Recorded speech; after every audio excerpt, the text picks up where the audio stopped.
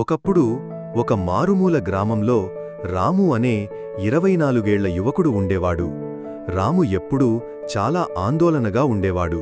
అతని మనసు ఎప్పుడూ ఆలోచనలతో నిండిపోయి ఉండేది. రోజంతా రకరకాల ఆలోచనలు వచ్చి పోతూనే ఉండేవి. ఆ ఆలోచనల వల్ల అతను రోజంతా అసహనంగా, అలసటగా ఉండేవాడు. అతను తన గతాన్ని గురించి బాధపడేవాడు. భవిష్యత్తును గురించి ఎక్కువగా ఆందోళన చెందేవాడు. ఈ ఆలోచనల వల్ల అతని మనసు తుఫాన్ల వలె ఉండేది. అతను ప్రశాంతంగా ఉండలేకపోయాడు. బాగా నిద్రపోలేకపోయాడు. నవ్వటం కూడా మర్చిపోయాడు. ఒకరోజు రాము కొండల మధ్యలో ఉన్న ఒక దూర గ్రామం గురించి విన్నాడు.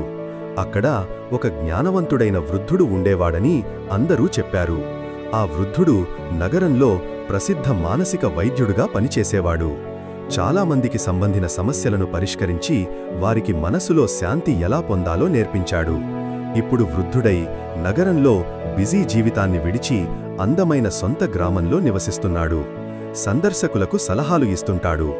రాము ఆశాజనకంగా ఆ వృద్ధుని కలవాలని నిర్ణయించుకున్నాడు. అతను తన మనసులో, ఈ జ్ఞానవంతుడైన వృద్ధుడు నాకు శాంతిని వెతకటానికి సహాయపడతాడు అని అనుకున్నాడు. చాలా రోజులు నిడివిగా సాగిన ప్రయాణం తర్వాత రాము ఆ గ్రామానికి చేరుకున్నాడు. అక్కడ ఒక అందమైన ఇల్లు కనిపించింది. ఆ ఇంటి వరండాలో ఆ వృద్ధుడు కళ్ళు మూసుకుని కూర్చొని ఉన్నాడు. ఆ వృద్ధుడు చాలా ప్రశాంతంగా కనిపించాడు. రాము ఆ వృద్ధుని దగ్గరకు వచ్చి మెల్లగా అడిగాడు, తాతగారు, నా మనసు చాలా అస్థిరంగా ఉంది. ఆలోచనలు ఆగడం లేదు. నాకు మనశ్శాంతి కావాలి. మీరు నాకు సహాయం చేస్తారా? అప్పుడు ఆ వృద్ధుడు కళ్ళు తెరిచి ఒక చిరునవ్వు నవ్వి ఇలా అన్నాడు, అయితే నువ్వు శాంతిని వెతుకుతున్నావా? అయితే నేను నీకొక చిన్న పని ఇస్తాను అని చెప్పి ఒక గాజు గిన్నె నీటితో పూర్తిగా పైవరకు నింపి ఇచ్చాడు. ఈ గాజు గిన్నెను పట్టుకుని గ్రామం చివర వరకు వెళ్ళి తిరిగిరా. గుర్తుపెట్టుకో, ఒక్క చుక్క నీరు కూడా కింద పడకూడదు అని చెప్పాడు. రాము ఆశ్చర్యంగా చూస్తూ ప్రయత్నించడానికి నిర్ణయించుకున్నాడు.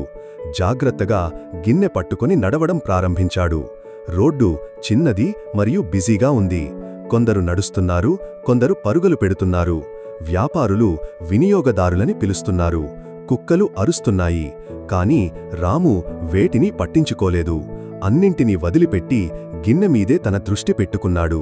అతను నెమ్మదిగా, జాగ్రత్తగా అడుగులో అడుగు వేసుకుంటూ నడిచాడు. ప్రజలు ఆశ్చర్యంగా అతనిని చూశారు. కాని ఎవరూ అతన్ని ఇబ్బంది పెట్టలేదు. ఎందుకంటే వాళ్లు అతను ముఖ్యమైన విషయాన్ని నేర్చుకుంటున్నారని తెలుసుకున్నారు. చివరికి రాము తిరిగి వచ్చి, తాతగారు, నేను చేశాను. ఒక్క చుక్క నీరు కూడా కింద పడకుండా తీసుకొచ్చాను అన్నాడు. వృద్ధుడు నవ్వుతూ లేచి, అది బాగుంది. కాని రోడ్డు పక్కన ఆడుతున్న పిల్లల్ని చూశావా?